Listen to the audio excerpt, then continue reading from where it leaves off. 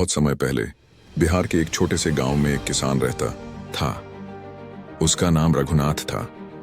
रघुनाथ बहुत मेहनती और ईमानदार इंसान था, लेकिन किस्मत हमेशा उसके साथ नहीं रहती थी। बरसात समय पर नहीं होती, कभी फसल सूख जाती तो कभी पशु बीमार पड़ जाते।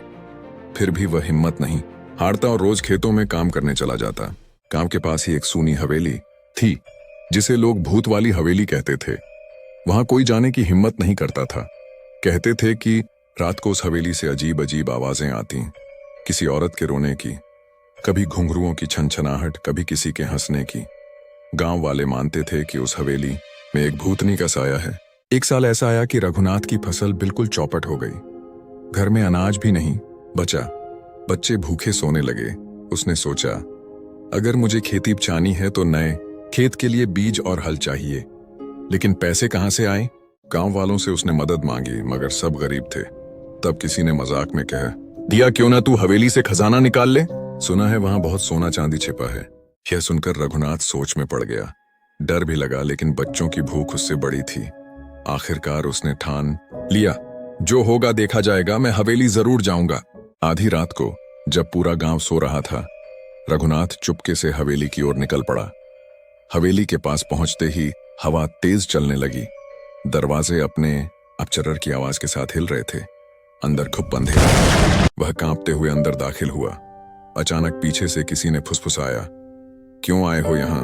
भाग जाओ, वरना यहीं रह जाओगे। रघुनाथ ने हिम्मत जुटाकर कहा, मैं गरीब किसान हूं, मेरे बच्चे भूखे हैं, मुझे बस थोड़ी मदद चाहिए। अगर सच में यहां खजाना है तो मुझे दे दो। तभी एक सफेद साया उसके सामने प्रकट हुआ। लंबा घूंघट, लाल आंखें और पांव जमीन से ऊपर। भूतनी बोली, मैं इस हवेली की आत्मा हूं।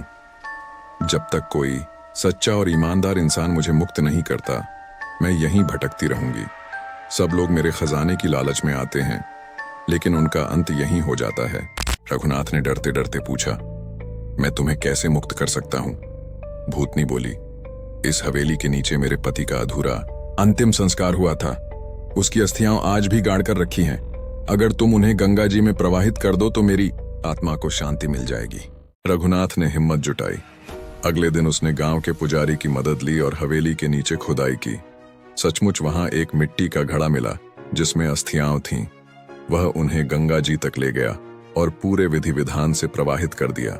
जैसे ही उसने यह किया, आसमान में हल्की सी बिजली चमकी और हवेली के ऊपर से एक सफेद रोशनी निकलकर आकाश की ओर चली गई। भूतनी की आत्मा मुक्त हो गई। उस रात रघुनाथ को सपना आया।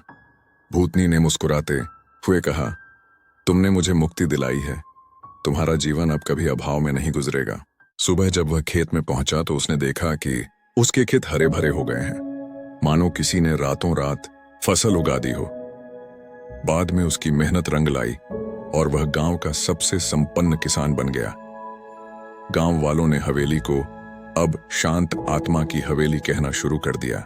ये कहानी हमें सिखाती है कि लालच से कुछ नहीं मिलता, लेकिन ईमानदारी और हिम्मत से सब कुछ पाया जा सकता है।